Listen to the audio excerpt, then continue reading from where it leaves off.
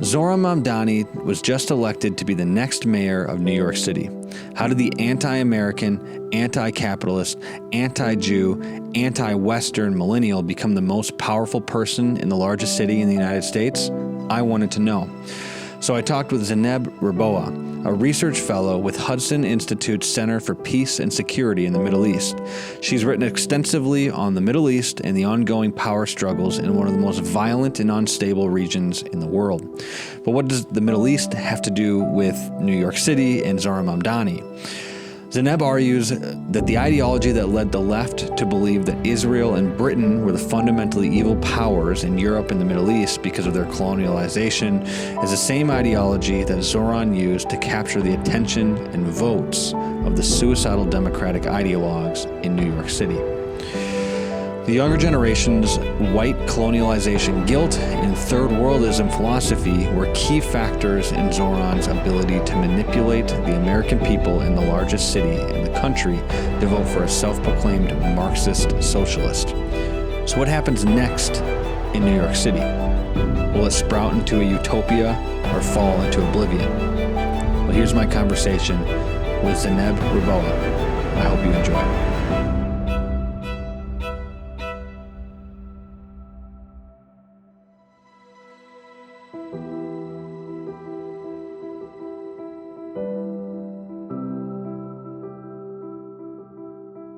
Alrighty, so I'm here with Zineb Riboua, and I think this is going to be an interesting conversation. We're going to talk a little bit about New York City, Zohran Mamdani, the ideology of the left, and how somebody like Zohran Mamdani could get elected. There's a lot to be discussed because the political world right now is crazy. But before we get into the conversation, Zineb, could you just kind of tell who you are, give a little bit of a background, where you're from, things like that?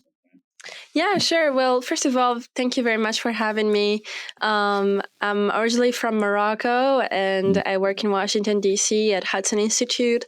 I'm a research fellow at the Center for Peace and Security in the Middle East at Hudson.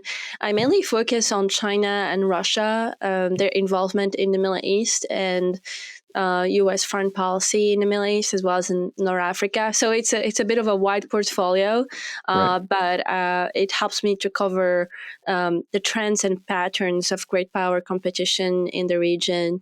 I, of course, also write on my personal Substack, Beyond the Ideological, as well as a YouTube channel, Beyond the Ideological.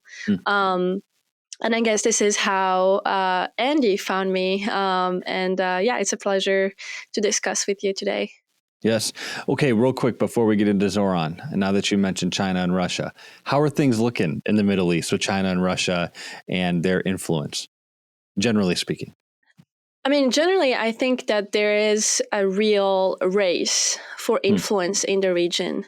The Chinese, I'd argue, in general, whenever China is very prosperous and very powerful, they naturally go to the Middle East because of the trade routes during former dynasties, but now even more because of China's dependency towards the Gulf in terms of oil and energy. And I think that the Chinese also see a lot of potential in the Middle East in terms of a new market, big market, emerging market. And it's also a region that basically has the highest concentration of resources and highest concentration of U.S. allies. And so if you want to compete with the United States, you ideally want these guys to be on your side and not on America's side. And that's where you can see China through tech cooperation, AI collaboration, infrastructure agreements, whether in Egypt or elsewhere, trying very hard to basically court U.S. allies, to alienate them, because I think the main goal for China is that if a crisis happens regarding Taiwan, you want basically these countries to be able to say no to the United States when it comes to enforcing sanctions.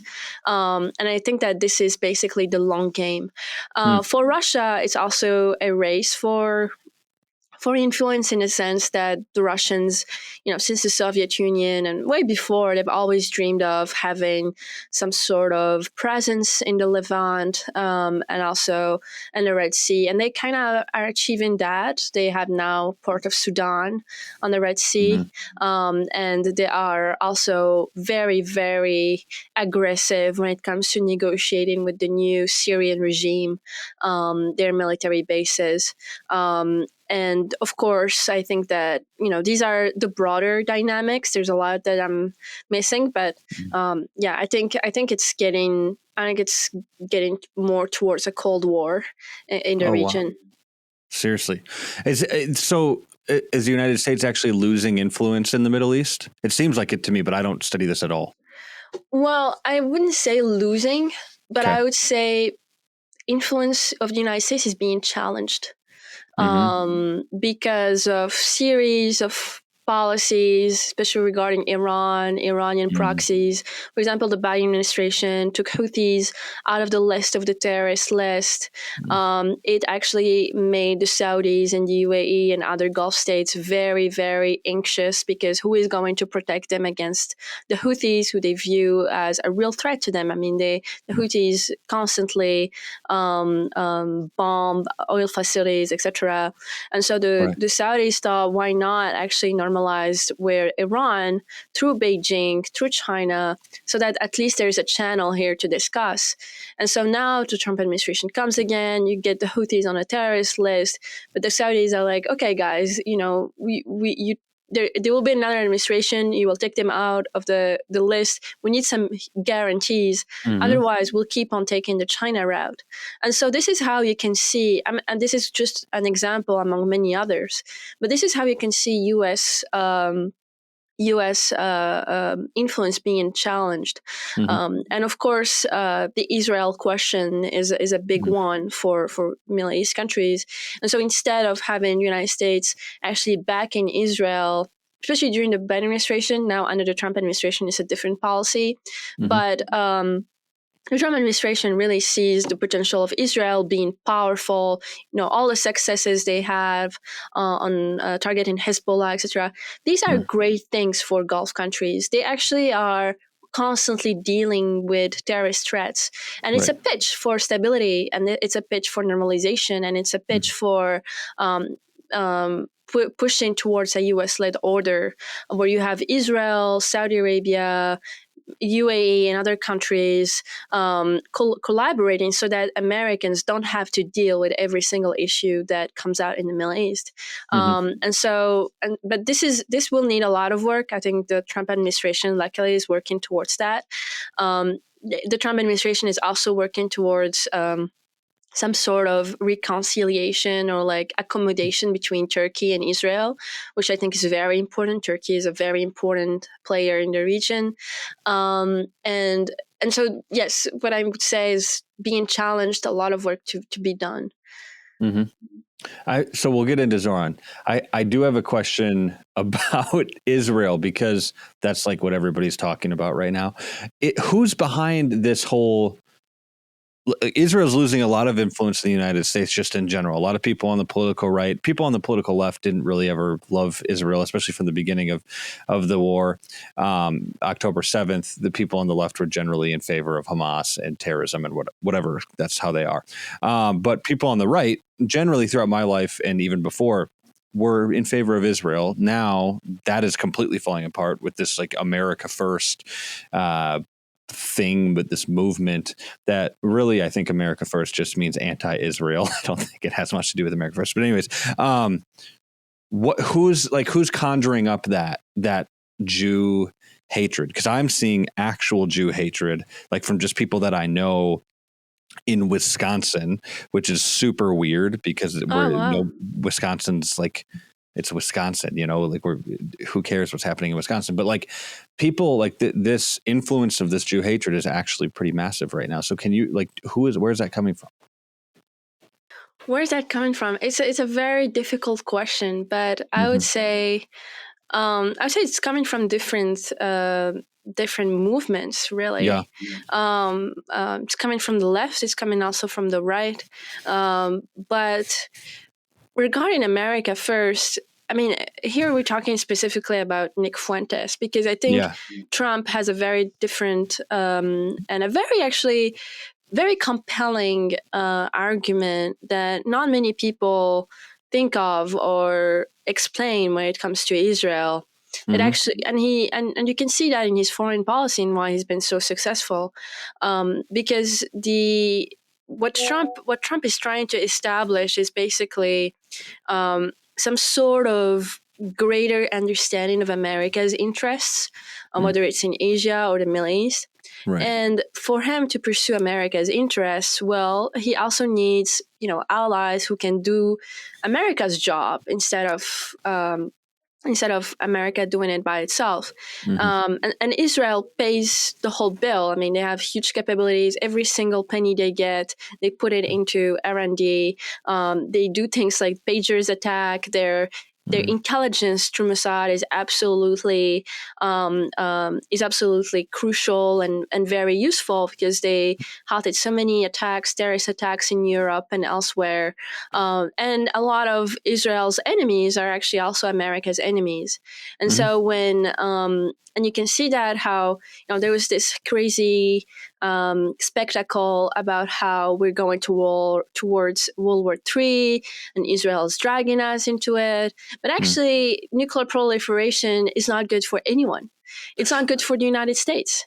And when you have Israelis doing the work for you, it's actually way better. It's a better deal. I think that's how Trump thinks. And unfortunately, there aren't many people who explain that in those terms. And of course, it leads to conspiracies about who is leading who and all of that. I would say, though, that these things have always existed a bit underneath. But now, because of the collapse of, a media sphere, whatever, and the creation of this new podcast streamers environment, they get elevated. Their arguments get elevated, and they have to say the most outrageous things over and over to get clicks. And I think that's how it became a huge deal. On the left, though, it has always been actually part of the discourse to be anti-Israel, anti-Netanyahu, and if not anti-Netanyahu, anti-something. So I'm not surprised when it comes from the left, but on the right, I think it has a lot to do with media consumption. Yes. It's fascinating because I listened to every single Tucker Carlson episode for like 6 months leading up to the United States attack on Iran and blowing up their nuclear facilities, and just to see what was going on, just to see like, okay, what's going on with Tucker? Like, why is Tucker saying that we're going to be dragged into World War III? Is that true? Let's hear what he has to say. So I listened like religiously for 6 months. And if you listened to that for 6 months, you would have thought that we were all going to die in a nuclear holocaust in like 5 minutes. And so I can see why people like get paranoid, because they listen to him and he's very compelling. He's an incredible speaker. He's very engaging. He has guests on who are interesting, and yet he was objectively wrong about if we attack Iran. He was, for 6 months, we are going to go into World War III. There will be a nuclear holocaust. Like, that was his whole point for 6 months. And he was objectively wrong about that. And he's never one time said, hey, I was wrong about that. I probably shouldn't have said that stuff. Maybe I'll reevaluate how I look at geopolitics. No, he didn't say that. He just kept moving forward with more of that rhetoric, like you're saying, and kept amplifying it, which is what him and Fuentes and Candace Owens has been doing for now like a year and a half. The thing that's scary to me is how influential that's been, because people that I did not ever expect, like that I just know in my personal life, to be anti-Jew or to blame all of their problems on the Jews or to like hate the Jewish state, like that's gone up, and like there's way more of those people, and it's horrifying because it's not really built around any sort of sophisticated philosophy. It's really just built around this idea that I don't have anything. I don't want to blame myself for my problems, so I'm going to blame the Jews for all my problems, which is an easy scapegoat, and it's like a time-tested, age-old scapegoat. But That's kind of horrifying. Do you think that do you think that it's scary? Where do you think that leads? Where does that go? No, I think it's definitely scary to me because I lived in Morocco until I think I was a teenager, something late teenager, and Wow. I had Jewish friends, and my family, they grew up with Jews, so I just never really heard some of those things, and then I Yeah. come to the West and I hear it because it's actually very dangerous when you stop looking at policies as they are, legislation, at laws, at political debates, where they lead to the real consequences, and then you start trying to point out to the other, which is the Jew, as the real cause for every single problem, because it prevents you from actually seeing things for what they are. Yes. And you just get into this conspiracy land, and you can't get out of it. I know. It's horrible. And it's I definitely think it's very dangerous. I hope that maybe something happens, and then in a way or another. But also, I think that making actually the arguments are very sensible.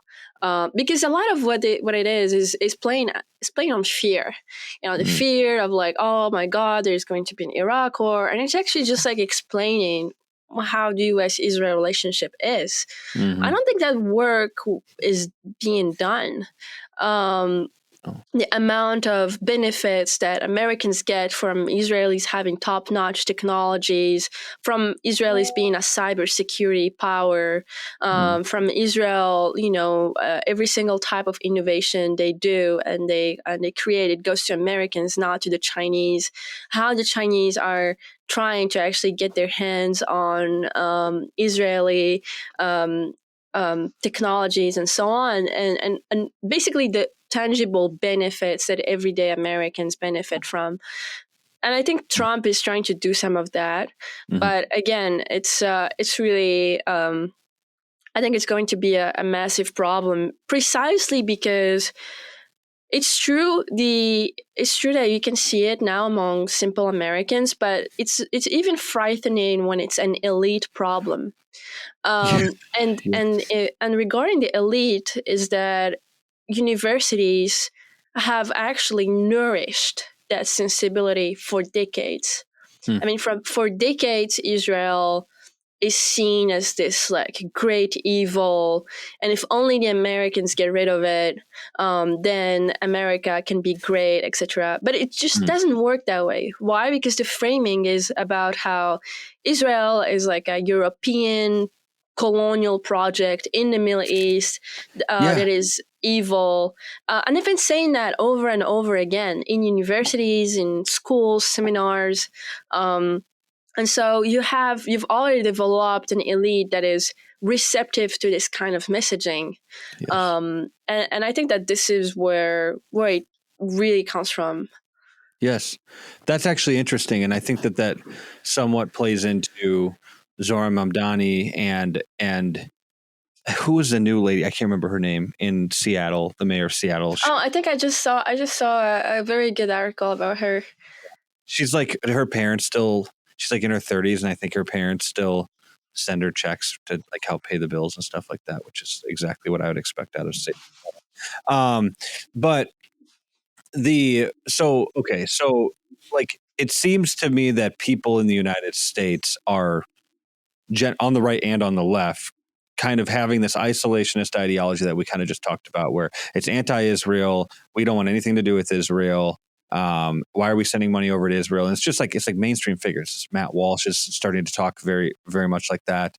Obviously Tucker, Fuentes, Candace Owens. And it seems to me like this kind of, I don't know, it's going to basically build up in several generations of young people, which I think is already happening, who start to completely upend the Western philosophical tradition, which is built on Judeo-Christian value systems because of their skepticism of the Jews. And they're going to start to try to usher in like new political ideologies. And I think we're seeing the beginning of this with Zohran Mamdani. So first off, like, I'm in Wisconsin. I couldn't keep up with everything with the Mamdani race. Although when I first saw him, my initial reaction was like, I hope that guy doesn't get elected, but it's New York, so he probably will. So Yeah. probably were following this a little more closely than I was. How did Mamdani actually get elected? Yeah, so there are different theories. According to Peter Thiel, it's really a downstream from like youth unemployment and wanting more jobs and a lot of that. Capitalism isn't working or something. I think he is. Yeah, capitalism is not working. Housing is horrible, which is all true. It's very true. You think that capitalism isn't working? Sorry? You think it's true that capitalism isn't working? I mean, I don't think that there is real capitalism in New York. I mean, the taxes, all of that. Yeah. So it depends on what we're talking about. I don't think there is capitalism right now in New York, quite frankly. I mean, I don't think there's capitalism in America. I mean, the amount of regulations right now is actually absolute. It's horrible. Even to build new houses and all of that. But but here's the thing. It's true. The economic situation is very, very bad. And I 100% agree with that. However, the New Yorkers, especially the young, especially the working class, Middle East upper class, they all went to universities at some point. And what happened before Mamdani was October 7th. And so you had from 2023 to 2025 this fermentation of anti-Israel discourse, the Tentifadas and Columbia University, all of that. And people, I think, forget that there was a pre-Mamdani where there was this anti-Israel kind of movement, and that once Mamdani presented himself, he actually spoke directly to that. I mean, a lot of his policies, if we're talking about capitalism and socialism, they just don't work. I mean, free buses, etc. How are you going to implement that? How are you going to make sure that it's a sustainable thing? The policies themselves are not. They're attractive, but they don't work. And it's for a reason. It's because what is appealing about him is not necessarily this the policies, but it's how he presents them, and it's how he frames them as this how America is kind of like a depraved place, and we need a renewal. And part of the new renewal is to designate Israel as this enemy, because we have to be these holders of human rights and the voices of peace, etc. And of course, when you listen to that, you think it's awesome if you are there, because he actually tells you exactly what your professor told you when you take a Middle East class. Tells you, yes, Israel is not held accountable and all of these things, and that Can I just ask, sorry? like, where? Yeah, sorry. Let me just ask, where does that come from, though? Like, for these professors, it's yeah, go ahead. So I trace it back to like the colonial ideology, and to like the colonialism as a lens to study things, because there are different things. There are different ways to study the Middle East, and there is the proper way, which is to learn a language, to immerse yourself in the history, in the prehistory, the pre-Islamic, the Islamic civilizations, the numerous conquests that happened during that time. How Islam functions as a mode of governance, and so you learn the timeline, etc. You see the dysfunctions way before colonization or way before British or French imperialisms, and you understand how that region has always worked. And once you do that, you understand the complexity. And you don't get into the trap of this guy is evil, this guy is bad, this is evil, this is good. But decolonialism is more about how everything that happens in the Middle East can be traced back to British or French imperialism, or now they call it American imperialism, and to Zionism, and how these are the roots of all evil. Yes. And they dismiss this whole historical work that has been done when it comes to understanding the region. Sorry? I'll just add to that. That makes a lot of sense, because I've heard these words, the colonializing. I've heard all that, but it's hard to put all the pieces together. But it's very interesting because, like, from my perspective, conservative perspective, I'm a Christian. I believe that ideologies are more important even than policy. I think that policy is derived from ideology. And so, like, to bring everything in the Middle East back to colonialization, or this British and empire and all that, and ignore the ideologies of Islam. And, like, to me, it seems like a lot of the problems in the Middle East are because of radical Islamic ideology, not because the British Empire in the 1700s, or I don't know. Like, do you agree with that or not? Yeah, I think it depends on the region, on the country, on the conflict itself. It really depends. But of course, radical Islam has always been a problem. Now there is this rise of understanding nation states and their importance in the Middle East, so that you can construct a good, strong state that can counter a lot of the radical Islamist ideologies that give birth to ISIS and etc. And so anyway, I was just so yes, it's really a decolonial type of seeing the world, and it's very dangerous because first of all, you don't understand the societies you're describing. You don't see how complex a lot of the problems are. You're also dealing with humans. So sometimes there's a lot of, jealousy, greed, and sometimes it's one leader who takes such a bad decision and it ruins it for everyone. Not necessarily because of the British or the French or the Americans or the Israelis. And so you dismiss all of that. But however, it's very attractive. Why? Because it assigns some sort of moral paradigm through which you understand the world, and it gives you this possibility for you to be a good person if only you can say who the bad people are. You don't have to do anything. You don't have to do anything. You don't have, so you just have to say it. And so it's a very cheap way to gain some sort of moral points. And it's also very attractive, well, precisely because the Soviet Union kind of promoted that during the Cold War. The Chinese also promote that type of view. Unfortunately, a lot of Americans in the 60s, 70s also promoted it because they think that it's the only way through which we can understand the Middle East and the region. And of course, they take that and they bring it, on the American street and an American classroom, an American protests. And so, yes, I thought that when Mamdani says what he says, the way he describes Israel, America, all of that, I think it's really much part of that tradition, especially if you take into account his father's work on decolonialism. What did his father do?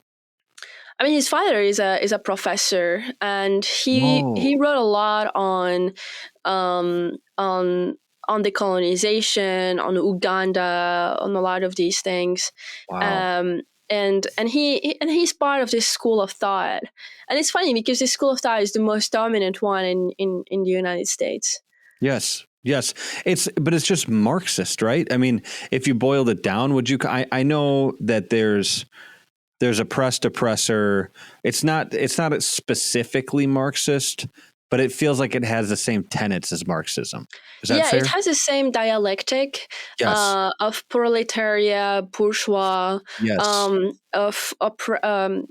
the landlord is the evil Mm-hmm. guy because he's a bourgeois. Mm. But what is interesting about third worldism is that it's a way to actually globalize Marxism, if I should say. Yeah. And so it's the proletariat is basically the industrial workers, Yes. but in a third world setting, well, it's the oppressed people of the world. It's a global struggle. It's not just like a Marxist struggle against capitalism and against the United States. And the other part is, there's this Marxist critique of bourgeoisie and the capitalist class. And Marx actually designates who the evil guy is. He's the guy with the capital. Yes. And the capital for third worldists, it is the West. Yes. Capitalism is associated and is synonymous with the West, and within that frame, for example, in New York, well, capitalism is the Jew. Is the symbolic center of the financial system, and so this is, I think, part of basically the discourse, and they do it in a way that is it's anti-capitalism, etc. Yeah. In a way that actually hides that form of anti-Semitism. Right. So when you say the West specifically, this is a difficult question, but like when you say the West, you mentioned the Jews in New York. So in New York, that's the Jews and the financial system. So it is tied to capital. Would you also tie it to the Judeo-Christian value or ethical structure at large that built the West, or is it mostly for the Zohran Mamdani types tied to money rather than the value systems, or are those two things connected? Well, I think it's a little bit of both. For like a third worldist view, it's a little bit of both, because Christianity and also contributions of Judaism heavily inspired the structure of laws, etc. Yes. Built the West, and also made the West what it is. Yeah. It also is. They are the reasons why there is capitalism and there is all of that. So I think it's a mix. It depends actually on who you read. There are different writers in that school of thought. Jean-Paul Sartre, he's a decolonialist, third worldist. He wrote a whole thing actually against anti-Semitism, and it was funny to me at the time, and I was reading him about how he didn't see the logical conclusion of his own ideas. Yeah. But they actually there's a huge overlap because they are in this mentality where you will always need to designate the enemy, and who is the enemy within. And it's never about elevating the nation. It's never about huge patriotism. It's not about American dynamism. It's not about Americans. It's really about Americans, but not this group, and not and they do it in a very clever way, I would say. Yes. I'm just talking about the framing. Yeah. Yeah. No, go ahead. Sorry. I just said it was about power. It just seems like it's about power. Yeah, exactly. It's absolutely about power. And what I can say as well is that, so Democrats have tried several ideologies, especially the last 4 years. Yeah. They started with wokeism. I mean, a little bit. There was this, wokeism, other things. Didn't work out. Complete failure. Yeah, that is interesting. But the left is always looking for the next revolution. True. They're always looking for that. It's just part of what the left is. maybe less America, but in general, I mean, I'm mainly thinking of someone like François Furet, who's like a great writer, Mm, and he wrote about the past of an illusion, and he wrote about the French Revolution, all of that. mm, And so I really take a lot from him on this one. And so because they are constantly looking for the next revolution, this kind of rebellion against Israel is the next revolution, yeah. that's why there was so much enthusiasm regarding Mamdani. Mm, Obama actually did some of that as well with his positions on Iran. It's like the yes. next foreign policy revolution, um, and I think that because Mamdani was successful, he will definitely embolden others to take a similar stance. Hmm. So how did he get a bunch of young white Westerners to buy into this? I mean, I kind of know. I mean, obviously, like my generation, I'm 26, and I don't know how old you are, but like we grew up in the public school system in which what you're explaining was basically crammed down our throats from age 6 on. And so Yeah. history classes was all about, history class, but any discussion of the Middle East, or even the United States itself, this colonialization, this oppressor, that ideology, that was embedded into the framework of thinking and how you look at history. And it was only until I was like 20, 21 when I started reading about the true history of the West that I realized I knew that was all nonsense, but I couldn't articulate why. And I Oh. started actually reading it, and then I was like, "Holy crap! That is so." It's really bad nonsense, because one of the core principles of the American or the Western philosophy is the idea that each human being, it's predicated on biblical values, the idea that each human being is a sinful person. So the idea is that like you and I are sinful, and the evil that we need to stop in the world exists like in us. And so we should stop our own, like not try to blame all of our problems on everybody else, but have a kind of a localist view Mm. and fight our own evil in our own lives, in our own family, in our own community, and not say, hey, let's like fight all of the evil over in the Middle East, or like let's fight the Jews or something like that, or blame the problems on these other groups. Yes. But that's what the West was predicated on. Like that's the central doctrine, the Christian doctrine. That's like the first point of the gospel. And when you basically just get rid of that and you say, actually, you're not the problem in the world, or you're not the problem with your world. The main problem with your world is the people that live across the ocean, the Jews or whoever, the people that are running the banks, even here in the United States. That then you can start to justify doing a lot of really bad stuff, which I think is maybe what's coming next. So 2 questions, like, is that how most people got bought into this? Is that they just don't want to take any responsibility for their own actions and building the bad New York that exists today? And then what's going to come after this? Like he's in office now. So like, is it Yeah. just over for New York? I think you're definitely right, and I totally agree with you on the problem with the education system. Yeah, it's bad. That it teaches Americans that. I mean, I did not go to an American school, but I read a few things here and there. But Yes. my sense is this teaching of guilt, Yeah. that Americans are responsible for every ill in the world, Yeah. and because they are so powerful, they're not giving their power for good, and that's Yeah. absolute nonsense. You know, you'll never see a Chinese reading things like that, or a Russian feeling bad because something else is happening in the world, Yeah. or like Iran in the Islamic Republic.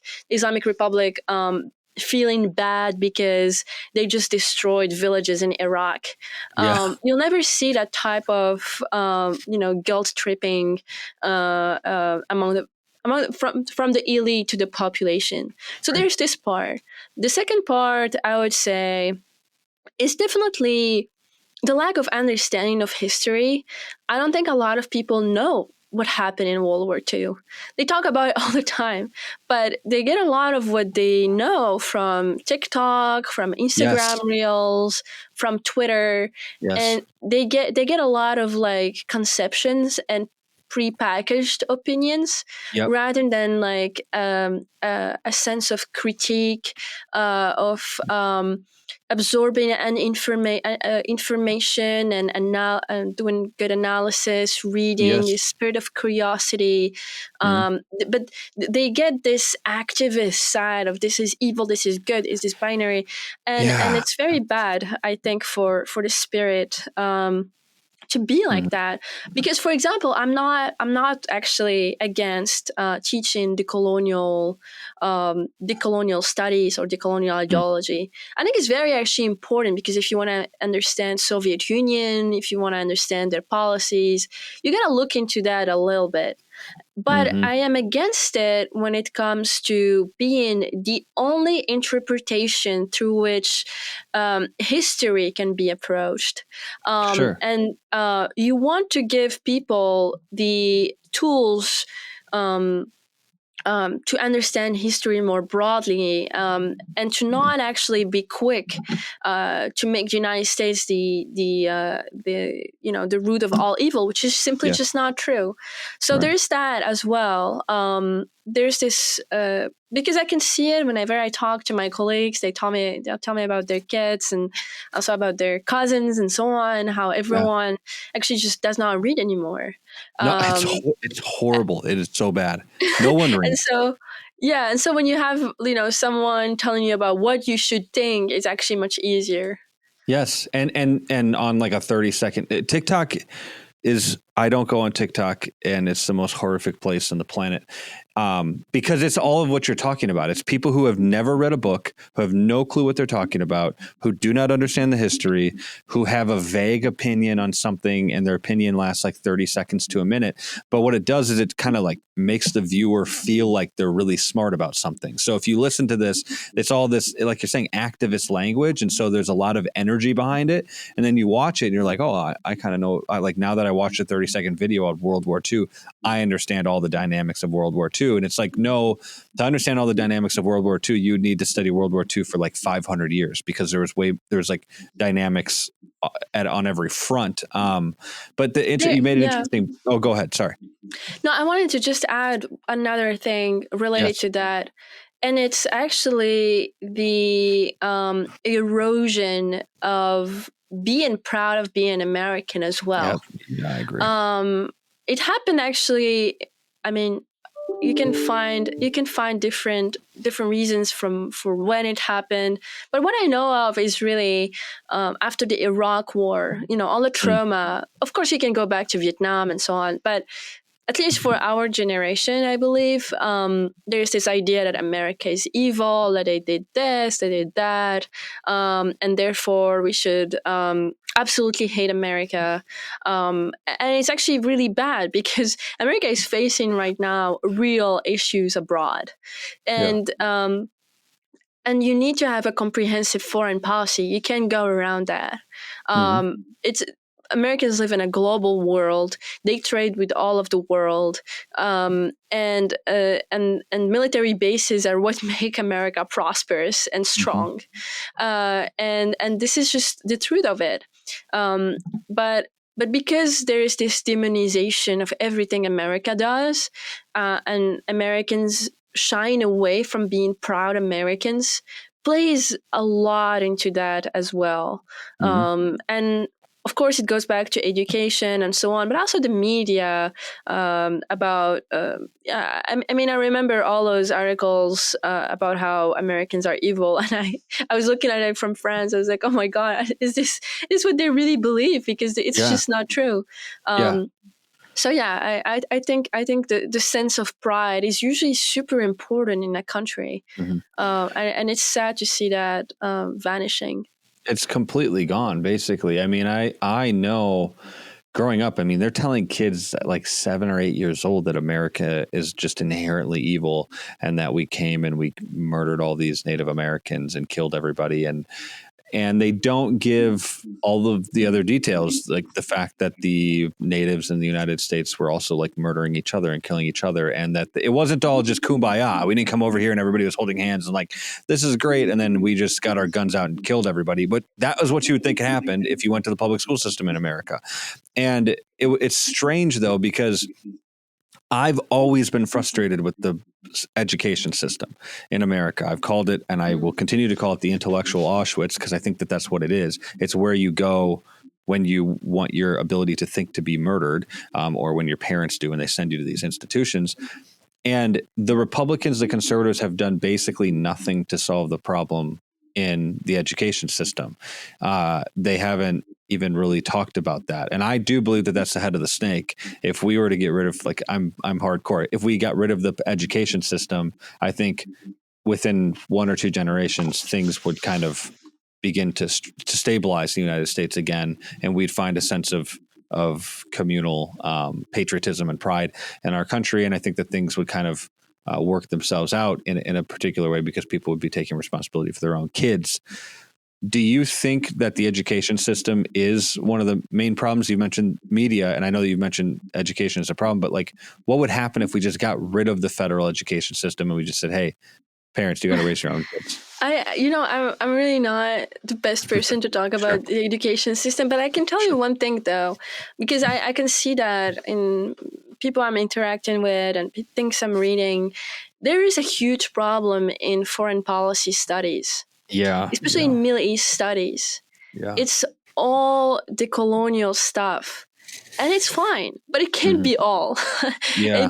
It's a real problem, because you're not educating the next, career officers and diplomats in a proper way to understand how America is actually the leader of the Western world, and how a lot of the problems are in a certain region. A lot of it is internal, and you have to understand it as well. Of course, Americans are the external force, and so they can shift away to way or another. But you can't blame things. History is not really a court. It's not your position or place to blame. Position is to actually work with what you have, advance America's interests. Make sure that America is in a good standing, has a good reputation, advances. And this is like the spirit that I think in a lot of foreign policy studies lack.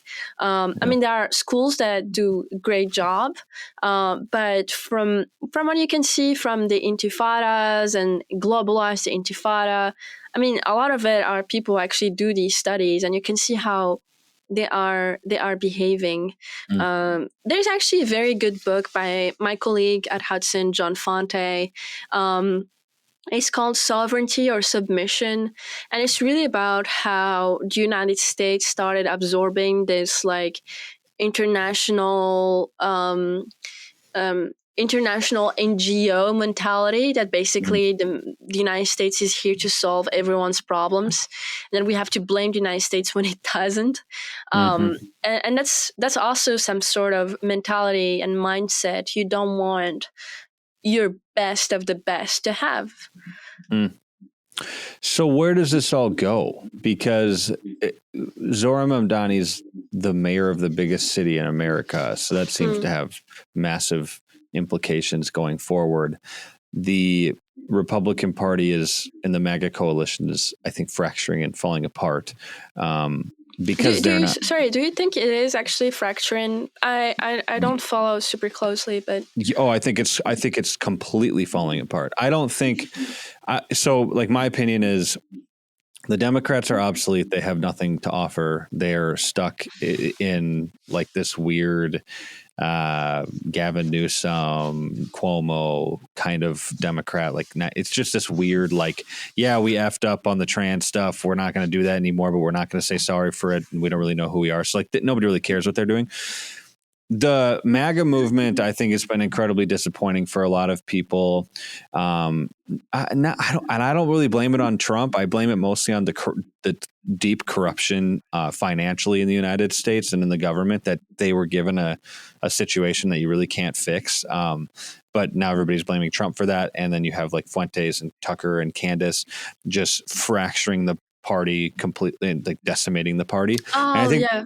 I think what's going to rise out of that is this Zohran Mamdani. It's this strongman socialist or communist inclination in which people are going to say, well, we've tried all of these other things and they're primed and ready for it because of the education system. We need somebody strong, or we need a system that is a communist system or some sort of strong system or a strong man to come up and just tell us what we want to hear and give us what we want. And so I think that Mamdani, personally, I think that he is sort of a foreshadowing of what's to come throughout the rest of the country, because I don't think that there's enough unity within the old school Democrats. I mean, a lot of those people are dying off, and then the MAGA movement, I think, is fracturing, especially like MAHA, Make America Healthy Again. People are not happy with that movement, and so there's all this fracturing, and a lot of people have just given up on that. What there is not fracturing among the young millennial Gen Z socialist communist kind of, I know that the language here is a little bit weird, but socialist communist cohort that is, I mean, the millennials make up the majority. They're the largest generational voting bloc. And I know they don't all vote in the same way, but a lot of them are left-leaning. They are socialist progressive. And so those sorts of people are going to vote for somebody like a Mamdani on the national scale, I think. And I think that we're moving in that direction, which I think it'll morph into sort of communism. And I think we'll be at bread lines. I have such a terrible outlook here. I know. You're pessimistic and realistic. And quite frankly, I completely understand. I think that, but here's the thing: there's also a lot of brilliant people on the right. I agree. Who actually absolutely understand, because the problem with taking Zohran Mamdani's point of view, if you're a Republican, you actually are losing a huge chunk of the evangelical Christians. Absolutely. It makes no sense. Yes. Whether you agree or disagree, politically, it's suicidal. You are stupid. Well, let me explain. I don't actually. So I get what you're saying, and I think that that's correct. But you have to read a book. Do you know Megan Basham? Oh, yes. I think I've heard about her work on evangelical Christians. Yes. She's great. She wrote a book called Shepherds for Sale, and it's basically how the left has infiltrated the evangelical church over the past, 50, 60 years.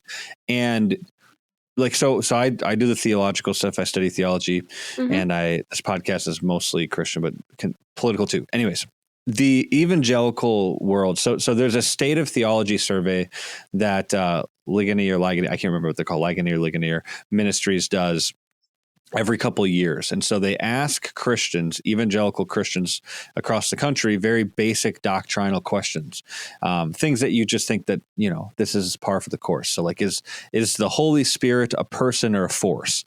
Now, this is like a Trinitarian doctrine. Every Christian knows the answer to this. For 2,000 years, the answer is that the Holy Spirit is a person within the Trinity. So they're asking these questions. These are very basic questions, Christian questions, and they get a gauge on where Christians in the country evangelicals are at doctrinally. And what they found in the 2025 survey is that Christians don't know what the Trinity is. So they think that the Holy Spirit is a force, which is a Trinitarian heresy.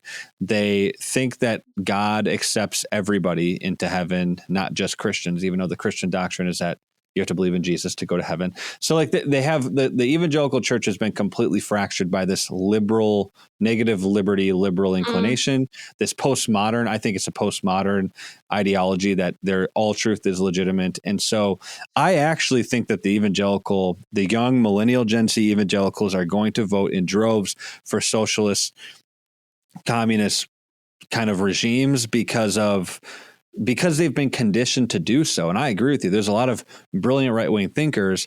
That said, those people aren't on the mainstream as much as the Candaces and Tucker Carlsons and the Fuentes are. And I think that those people are also just like socialists. Tucker has spoken positively about Zohran Mamdani. Go Yeah, ahead. it's not. I don't think it's good when you're running campaigns to actually alienate groups. It's usually not a I good idea, I know. Yeah. unless you're your political enemies. And evangelical Christians attacking them through Israel, it's not, it does not make any sense to me. It does not even make sense for anyone who actually understands the challenges that the United States is facing, how Israel is actually usually weaponized to actually attack America. And so for the all of these reasons, I think that a lot of actually people understand that, Mm. but of course, yeah, it seems like it's a long game, as you mentioned about the millennials, Gen Z, and how Yeah. politically they will be active. Mm. That I think is very frightening. Yeah. Yeah. I mean, I think it's scary. I agree that it's not good to go after these groups. That said, so many Christians, in the same way that Westerners broadly, have been guilted into believing that their positions are these sort of the same sort of dynamic that you mentioned about the Middle East, like these colonialist. Christianity is a colonialist religion. They go places, they evangelize or colonialize the places, and they force people to believe what they think. And that's kind of been the narrative in Christian circles as well, especially evangelicals, which the evangelical roots go back to like the Puritans and the Puritan inclination to go to new places and to spread the gospel. Like I've heard that a lot of that, which I think helped build the American spirit, which has been destroyed now, that's been challenged too within the church. Like even evangelism is looked at among millennials as a bad thing, which if you think about it, evangelism is kind of like the point of Christianity in a lot of ways. You want to go out and like convert people. And so some of the tactics that you're mentioning related to how a place like New York City became I don't know what they are now. I guess just having Zohran Mamdani run New York City, like that is happening in the church, but it's happening like in a way that other people aren't seeing it, which I think Basham's book explains. And so there are a lot of contradictory ideologies running wild in the younger generations, and I think that those contradictory ideologies are going to make themselves manifest in policy, and in voting people like Zohran Mamdani into office, even though it seems like he is antithetical to what particular voting blocks believe. So I think the evangelicals probably at some point will side with somebody like Mamdani because they're going to be guilted into it and they don't know how to deal with that. Oh, that's very interesting. I don't. Yeah. Yeah, No, I could I be wrong. never thought about this angle, but I'm thinking more about someone like Ted Cruz and Yeah. others, You think he'll who. do well? I know he's gearing up for 2028. Oh, I really don't know, but he's actually a great person. Yeah. He understands things very well. I'm not sure about elections though. We'll Sure. see. We'll see how it Sure. will play out. I don't even know if those reports are actually real. We'll have to wait. Oh. So Mhm. we're November 17th. Um, Yep. yeah, I only saw that today. I Mhm. need to check if it's actually a real thing. But I he's a great guy, and he stands against anti-Semitism, etc. And also, yes. Trump is playing an enormous role. I mean, the Trump and the Trump administration. I mean, what they're doing right now in promoting America's interests, the Abraham Accords, etc. Yes. These things are unprecedented. Never Yes. happened, really. America going to Central Asia? Are you kidding me? That's like Yeah. that's if you're a foreign policy expert, that's like your dream. Um, Yeah. and basically the goal would be to have someone, whether from the Trump administration, whether Ted Cruz or someone else, to carry out these successes. Mm. And I think that will be the greatest challenge, because you don't want to have another administration that demolishes everything that Yeah. was done. That would be a huge, I think, issue given the current circumstances. So what do you think about JD Vance? And I don't know if you're familiar with, do you know Patrick Deneen and the Post Liberals, that movement? I actually have not read them that much, quite Okay. honestly. I know they have their own theory when it comes to understanding the Enlightenment. Yeah. I'm not sure if G.D. Vance also is part of that. He is. I know that Patrick Deneen is wrote a whole book about it. Yeah. Yeah. Um, but it actually goes to a certain type of tradition when it comes to questioning the Enlightenment. Mm-hmm. But what I would say is the Enlightenment is very much of how America thinks of itself. How it created itself. And America is the only place where you get, a kind of synthesis of like Christianity, Judeo-Christian values, but also of like Enlightenment values. Mm-hmm. And yeah, that's what I would say. I do you have a Mm-hmm. specific question or just in Just, general?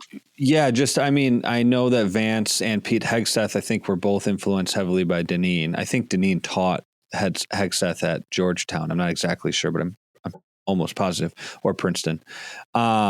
And Deneen's book, Why Liberalism Failed, like I actually tend to agree with him because I'm a Christian. I think that the Enlightenment philosophy was fundamentally wrong.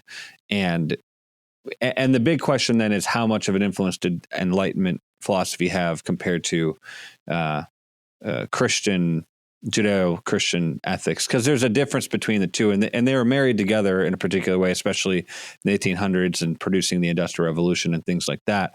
That said, how much of the American core identity is like Christian in the biblical sense, that like Puritan, evangelical Christian, and how much of it is Enlightenment? That's a big question. I tend to think that it's Christian because I think 9 of the first 13 colonies had established state churches, and you weren't allowed to vote unless you were members of the church. And so there wasn't a established church for the country, but most of the states did. Virginia didn't because of Jefferson and his Enlightenment proclivities. But I tend to think the United States is like a Christian nation at its core, and the founding fathers were I have Christian. to tell you, I have to disclose it. I actually love Jefferson. Yeah, no, you did good. love him for the free speech stuff. I think it's incredible. In every other country, you'd get persecuted 100%. Oh, totally. And I think Jefferson, all the founding fathers to me are heroes, and people can say like, oh, they had slaves or whatever. And I get that that's wrong, but I don't really like, if you look at history, people did dumb things and they also did amazing things. So whatever. I think Jefferson was a genius, obviously. And so all that to say, just I think that the United States is generally a Christian nation. And I think we're trying to figure out right now what we are, because there's been a massive identity crisis through the 20th century and figuring out what is an American and what does it mean to be American. And I think that Zohran Mamdani is exploiting that sort of vacuum of meaning in the center of the I agree. I think Obama tried to do that as well. And he actually was fairly successful in I think his dissertation was on some sort of, I have to look this up because like Marxist, like he was kind of a Marxist, like I think. Yeah, I mean, he was a postmodernist for sure, yeah. Yes. And so it seems like Zohran Mamdani is just exploiting that, and he's using that void of meaning to conjure up what your third worldism, this sort of third world Marxist ideology, which I think is fascinating, but it's scary. That's what I think. Yeah, it actually is. I really think it is. I think it's scary because it ruined the Middle East. Yes. It actually ruined it. If you look into Pan-Arabism and, a lot of modern history, you can see how because there was this, Renaissance in Europe and technology adoption in Europe, etc., and the Middle East struggled with modernity, and instead of innovating, reforming, the laws and revisiting the Sharia so that Muslims and Arabs and others get much more into innovation, etc., well, they persecuted it. And the only way to get over it was to espouse this ideology that the West is to blame for everything. And it actually led to huge stagnation in the Islamic world.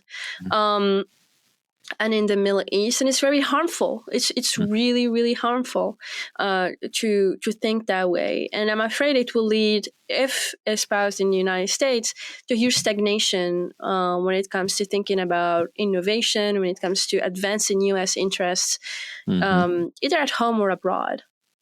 So how bad could that stagnation get, though? That's kind of what I'm wondering, because like, are we going to be like, the Middle East to me is crazy. You know, you've got people Yeah. like terrorist groups and stuff like that. So how bad do you think it could get in the United States, or even let's just say New York City? What does that look like for the next couple of years? Actually, it can lead to some sort of like confusion. Yes. And I can see that how it happened in France. I wrote a piece about the Bataclan massacre, about how when these terrorists they went to that concert, they killed people, mutilated them, basically tortured them, and then you had the next day, people saying, oh, but France is a colonial country. It did this, it did that. Those terrorists are the product of this and that. And they just couldn't sit for 2 seconds and see how, this is a terrorist threat. This is a Yeah. national security issue. We have to handle it. The moment it happens, it seems that there's a security thing that is wrong, and we have to revisit what happened and why are these Muslim terrorists targeting people in a concert. So they couldn't even look at the victims in the eyes and say you are victims. They Yeah. always try to do this charade about how they're not. And this is, of course, just like a very symbolic example I'm offering, but this type of confusions are very dangerous once you adopt them, because you can't see what you did wrong, and you can't see who did you wrong, and these questions are crucial questions when you're doing policy. So I think that there will be a lot of that. Of course, with his economic agenda, I predict we'll see much more of like these neoliberal type of measures than really hardcore communists. I don't know. We'll see. But Obama also said a lot of things, but went the neoliberal route, and a lot of the Third Worldist was much more on rhetoric and also on these symbolic gestures of, I'll support someone who boycotts Israel and these kind of things. Right. And it's actually very dangerous because New York is home to a lot of American Jews. So I can see it going that way. That makes sense. And it feels like it's incrementally getting worse, though. Like, Obama was sort of a one step in that direction. And Zohran seems to be like a pretty drastic step towards fulfilling this long game. Like, I think the Democrats, if they've done one thing, or let's just say the liberals at large, this worldview that you're explaining right now, it seems to be kind of the center of their philosophical worldview, this third worldism, with these Marxist tendencies. And it seems like since the 60s, probably before the 60s, this implementing this and embedding this worldview into the social imaginary is like, that was a goal. And I feel like with every new sort of radicalized political candidate, and Zohran Mamdani being the newest one, they're incrementally normalizing that worldview more and more. Does that seem right? Like, Zohran Mamdani is pretty radical. Yeah. Yeah, I agree. Normalizing that is very dangerous. And I saw someone explain how he actually won through videos, and I think it's true too. It just tells you how dangerous it is, because you just have to present it in a fun spectacle way. Oh, that's not good. This all makes me just feel terrible, but it's okay. Cause so, all right. Last question then, I guess, is how do you turn this around with the crazy media landscape? Everybody has a voice. And the people who are the craziest and say the most outrageous things get the views. And so you don't want to be like that. That said, you also don't want people to believe the crazy, outlandish stuff that those people are saying. The education system is teaching most Americans that they're just inherently evil and need to repent of being an American, and that's not good. It seems like everything's against us. Let's just say us as the people who don't want the Yeah, fall of well, Western civilization. the solution to that is the Trump unapologetic American dynamism way. I think it is the only solution. Yeah, I think the only solution is to actually refuse the frame. And I think that GD Vance is trying to do some of that as well. sure. You have to just refuse it. The moment you play into it, the moment you feel like you have to argue with them about Oh, why totally. Yeah. why they say this and they say that it's bad, it's actually a trap. No, Yes. don't fall for it. It's not your job to explain why your policies don't work. It's their job to do so and to convince other people. All you have to do is just refuse it. Refuse it, offer things that work, but also explain why your things work. And I think the Trump administration is already offering a lot of things that way. I mean, I don't know if you remember how everyone was saying how Trump is absolutely incompetent when it comes to like foreign policy Yeah. and strategy and so on. And Yeah. then end of his term, you get the Abraham Accords. Yeah, which is genius. And then you call them the panicans because they don't understand, the dynamics of the real world. Because one thing that is going to be true is that these people will always be wrong. They don't Yeah. understand the real world, and I think that will be a huge part of it to actually explain why, they're wrong on this, and why you're right. Of course, Yeah. it will take a lot, but I can see now people doing it much more than before, I would say. But it's sad that it took Mamdani to win for that to happen. Yeah, we'll see. I mean, and I think that we need to be the conservative, like you're saying, the conservative movement needs to be much more forthright and reject the entire premise that is being offered and say, I'm not even going to engage that conversation because I'm going to reject the framework of thinking. And I think that's really good advice. But I also think the conservatives need to, in some sense, the ones who are not like Tucker Carlson, Nick Fuentes, just hate the Jews for no reason. There needs to be some sort of coalition of these thinkers that come together and say, look, we have to set forth the framework on the mainstream level, not just high intellectual thinking, but actual mainstream practical understanding of a vision forward for the conservative movement past Trump, because Trump's personality and his persona make up a lot of what MAGA is. And once he's done, it's going to be hard to put that back together, or not even back together. It's going to be hard to move forward without the persona behind it. Trump is he's a personality, and he's also very smart. Don't get me wrong. Like, I think he's done a lot of good, but without Trump at the center of MAGA, I don't know what that would look like, Yeah, that would be a tough question, but I was just actually trying. I made a tweet, I think yesterday. There was someone who wrote about why the Middle East and Arab countries and Islamic countries should pay for reparations as well. And the goal was like, oh, I'm owning the left because the Muslim world was also engaged in slavery, and so you're calling us for reparations. You should also call everyone. Otherwise, you are not sincere. But the truth is that the reparations stuff does not apply to the Middle East and does not apply to Islamic countries, because a lot of these countries, their systems have collapsed and they paid the price for all of that. And so how would you trace it back like you would trace it in the West? And the model of the reparations does not work for a precise reason, because it's targeted at the West. And therefore, the moment you try to argue with them, you lose. You have to actually, from the start, see the assumptions, the axioms, and just refuse it. True.